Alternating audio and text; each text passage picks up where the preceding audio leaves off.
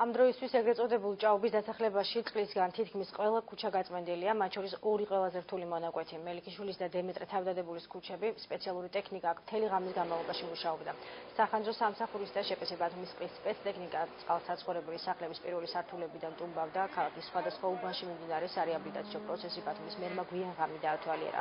გიორგი ერმაკოვის განმარტებით მერია პრობლემის დროულად მოსაგვარებლად ყველაფერს გააკეთებს, ამავდროულად დაითვლება მიყენებული ზარალიც.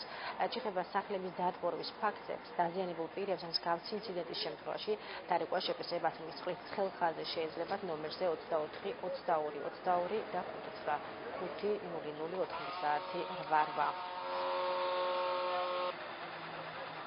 Ამინდი გვაძლევს ახლა უკვე საშუალებას დღის განმავლობაში არ გაჩერებულა სამუშაოები.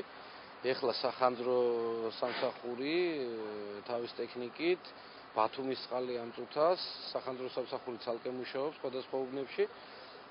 ბათუმის წყალი ცალკე მუშაობს და კიდე ერთხელ მინდა აღნიშნო, რომ მთელი დღის განმავლობაში, როგორც ეს სტიქიის დაწყების დღიდან ეხლა ამ წუთით დამთავრებული და გაგრძელდება ეს, მთლიანად მოსახლეობაში სადაც არის დატბორილი ადგილები, ეს იქნება კორპუსების სარდაფები, გაგრძელდება, სანამ არ ამოუტუმბავთ საერთოდ იმ ნალექის დარჩენილ რაოდენობას, რაც ჰქონდა ქალაქში ამ უხნალექიანობის დროს. აღნიშნული სიტუაციიდან გამომდინარე, ბათუმის წყალი გადასულია საგანგებო მუშაობის რეჟიმში, 24 საათიან რეჟიმში, ფუნქციონირებს ასევე ცხელი ხაზი, ნომერსაც შევახსენებ ბათუმელებს.